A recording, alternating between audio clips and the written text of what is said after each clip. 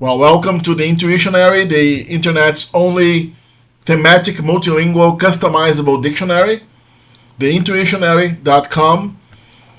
Once you open the website, you probably won't see it colorful as you see here. You'll see it most likely in its white configuration and without the category column added here. You can be a free user and register as a free user, no payment, or you can pay full price and enjoy 100% of its content. If you're a free user, you can only see about half the word, 40% of the words. If you are a full premium user, which is only one payment on credit card, just once, you can access the entire contents of the dictionary, which are the advanced contents as per the filters. One of the features of the Intuitionary are the filters. If you are a basic learner, you want to focus on the most common words. If you are a beginner and intermediate learner, you can come here and click on basic filter. Basic will only give you the most frequent words, roughly 2,000, 3,000 most common words in each language. The languages today are English, Latin, Classical Greek, Modern Greek, Chinese, both in Chinese characters and in pinyin, Arabic, including transliteration, Brazilian Portuguese, Russian, Italian, Spanish, French, Turkish, Swedish, Polish, Croatian, Dutch, Romanian, and Catalan. We're also adding Hebrew, Persian, Japanese, and Hindi in the near future. This is 2025, probably still in 2025 we're going to add Hebrew and Persian. So as you move into the dictionary, you see that one language can be attached here to the right corner. You can unpin or pin a language here, whichever language you'd like. You can pin on the corner one language, more than one language. Let's suppose you want to pin Spanish as well,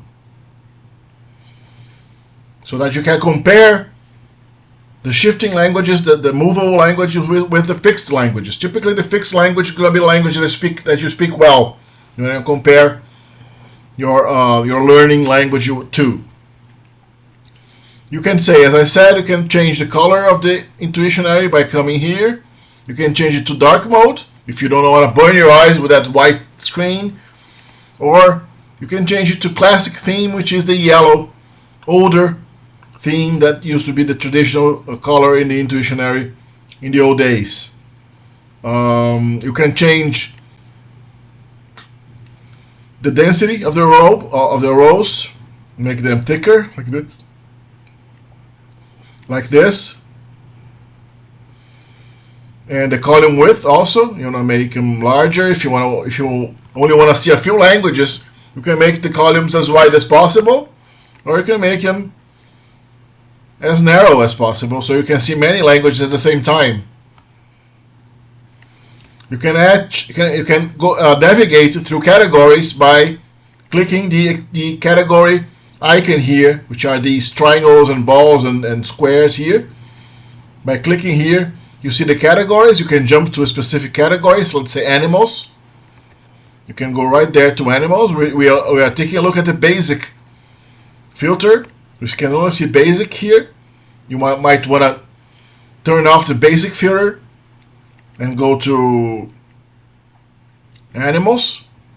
You see the all animals here. You can leave the category list attached here to the corner, to the side, and then you can easily jump to any categories you want. Then you might want to search specific words. Let's say you want to search a word like elbow, or maybe even a generic word like R. Maybe there are many languages with this word, so you can go and finally search by language. You want to restrict yourself to say Italian. So if you want to say R, only Italian words will show. So you may poi, which is then, Only Italian words are going to show. Or you can search all languages. In order to get further details on the Intuitionary, you can go to specific languages. If you go to the English header, to the English header here on top, you see that just by hovering the mouse cursor on the name of the language, it's going to give you a guideline for all languages for you to understand the abbreviations and symbols used in the Intuitionary for all languages. The abbreviations and symbols specific to certain languages are given in the specific language. For example, here we have the instructions for Swedish, of course, or here for Polish. If you go to specific words, you can also hover over these cells that have this corner, that black corner here. That black corner indicates that that cell specifically has extra information that you can access just by hovering over the cursor of your mouse, so you can get further additional information regarding a certain word, so information that typically doesn't fit inside that cell. You can of course change the order of languages just by shifting them here. You can delete them. You can shift one language to make whatever dictionary you want. You create your own dictionary here. You can just hide languages you don't want.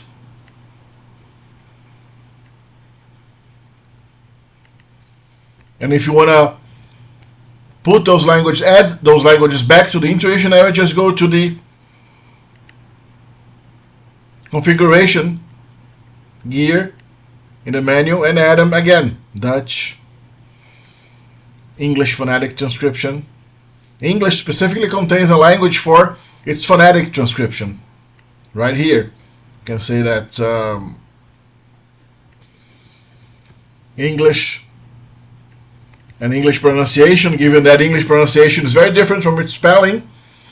Both its spelling and its pronunciation are given side by side. The same goes for Arabic and Chinese. In the future, also Hebrew and Persian and other languages that have a non-Latin alphabet, they are always going to be transliterated. The same goes for Greek. There's a Romanized Greek and a Romanized Russian as well. So you can always, for example, you can line up the Romanized Russian with the Russian. Where is Russian? Russian is here, Russian transliterated. So you can see Russian in its original alphabet and in transliteration. Let's go, for example, to economy and politics and see some difficult Russian words. Подставлять. You can also hear the pronunciation of words if you have the Google Translate plugin installed in your browser. That's not a feature of the site. That's an external plugin given by Google Translate plugin. You can, once you have the Google Translate plugin, any word that you click is going to give you this icon that you click, and you can have the pronunciation heard. Подставлять, подставить. Подставлять, подставить. Or here. Суд признал подсудимого невиновным. So that goes to any languages. That goes for any language.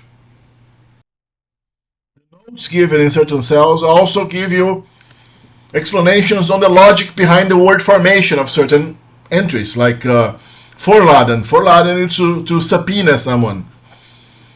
Like here in the pop-up window, there is the formation of the word. Why Vorladen? Before load, to load someone before, and so on. Also, additional information on irregular verbs. Here is begehen. To commit a crime is ein Verbrechen begehen in German. And here's the conjugation of the verb begehen in the infinitive, in the simple past, and in the past participle. We have been adding full conjugation of verbs. For example, here you can Click on cominciare in Italian. Here's the full conjugation of cominciare in almost every possible. Even though cominciare is a regular verb in Italian, here it is. Some other verbs are given in a simplified conjugation pattern, so that the main forms are given, so that you can figure out the rest of the conjugation if you know the basics of verbal conjugation in that given language.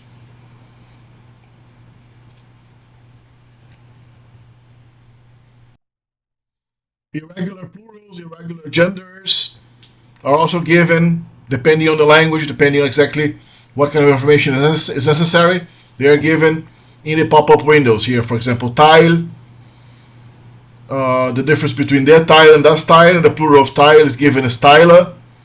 The same goes for Arabic. You have like juza, ajza.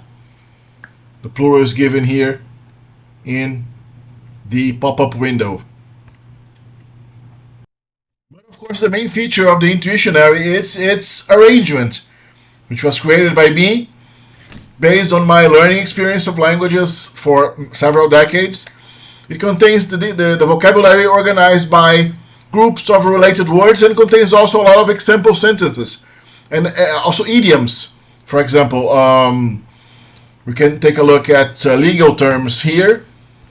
By the way, if you want to increase the zoom, you have to do it on your browser. The website does not have zoom capabilities yet.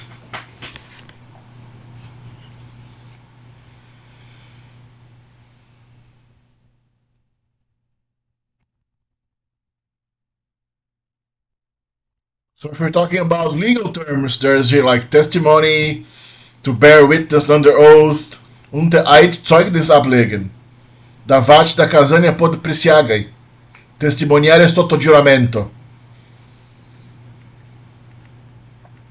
To appeal, an appeal, a legal appeal. In German is eine Berufung. In Italian, ricorso. But how do you say to appeal? The verb, eine Berufung einlegen. It's all here. Defendant, the beklagte. Lawyer, plaintiff, juror, jury, verdict. To sentence someone to 10 years. Jemanden zu 10 Jahren verurteilen. Prison sentence. To serve a sentence, to do time.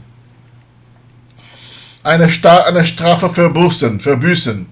Scontare una pena.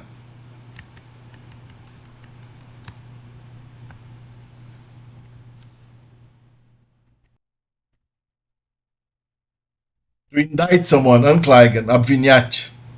To subpoena someone, wyzywać kawot of sud. Or in German, vorladen, as I said before. To sue someone. They are suing you, they are going to sue us. Sie werden uns verklagen. Ani padadut na nas sud. Ci faranno causa. Ci faranno causa. So, enjoy it. Access the Intuitionary and enjoy perhaps the only dictionary on the internet that is not bad, that doesn't suck. It's a good dictionary. Dictionaries, they should always be arranged by theme, never by alphabetical order. And most dictionaries online, you search one word, the dictionary gives you that specific word translated. But not the entire universe of words around it. It's a universe of semantics and related meanings around it, and expressions and idioms and so forth. The Intuitionary does. And stop suffering to learn vocabulary, especially if you want to learn vocabulary of multiple languages at the same time. The Intuitionary is the only way to go.